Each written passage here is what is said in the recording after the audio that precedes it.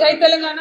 ఈ రోజు గవర్నర్ గారి స్పీచ్ మీద ధన్యవాద తీర్మానంపై ఉభయ సభల్లో చర్చ జరిగింది.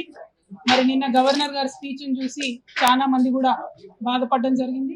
గత 2 సార్లు ప్రభుత్వంలో ప్రజలు ఓట్లేస్తేనే భారీ మెజార్టీతో గెలిచినటువంటి ప్రభుత్వాల మీద విపరీతమైనటువంటి వ్యాఖ్యలు గవర్నర్ ప్రసంగంలో చేయడం అందరినీ కూడా బాధించింది. అల్టిమేట్ గా ఒకసారి అధికారం ఉంటుంది, ఒకసారి అధికారం పోతుంది, విషయం అది కాదు.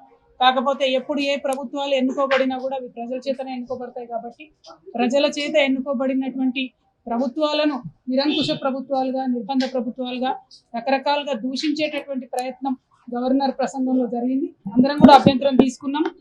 మరి అందుకే ఇవాళ శాసన మండలిలో గవర్నర్ ప్రసంగానికి ఒక అమెండ్మెంట్ కూడా ఇచ్చి మరి ఆ పదాలు తొలగించాలని కోరడం జరిగింది.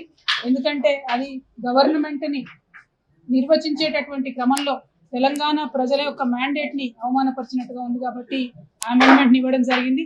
కానీ ప్రభుత్వం తొలి రోజు కాబట్టి పరిపాలన ఇప్పుడే వారు చేపడతా ఉన్నారు. కాబట్టి ప్రభుత్వం యొక్క రిక్వెస్ట్ మేరకు, వారు చేసినటువంటి అభ్యర్థన మేరకు బీఆర్ఎస్ పార్టీదే మండలిలో మెజారిటీ ఉంది.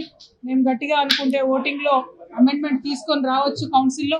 కాకపోతే ప్రభుత్వానికి సహకరించాలి, తద్వారా ప్రజలకు కూడా ఒక మంచి మెసేజ్ ఇవ్వాలి అనేటటువంటి ఉద్దేశంతో మొదటి రోజు కాబట్టి గవర్నర్ ప్రసంగంలో ఉన్నటువంటి అంశాలకు తీవ్రమైనటువంటి అభ్యంతరం బీఆర్ఎస్ పార్టీ తరఫున వ్యక్తం చేస్తూ మేము ఆ యొక్క అమెండ్మెంట్ ని విత్డ్రా చేసుకోవడం జరిగింది.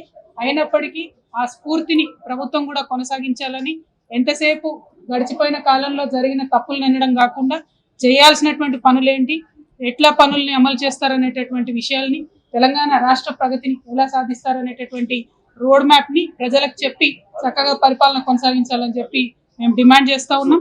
ఎక్కడ ఏ ఒక్క సెకండ్ కూడా తెలంగాణ ప్రజలకు నష్టపరిచే నిర్ణయాలు జరిగినట్టయితే ఖచ్చితంగా శాసన మండలిలో మేమందరం కూడా ప్రజల పక్షాన పోరాటం చేస్తామని ఈ సందర్భంగా తెలియజేస్తా ఉన్నాం.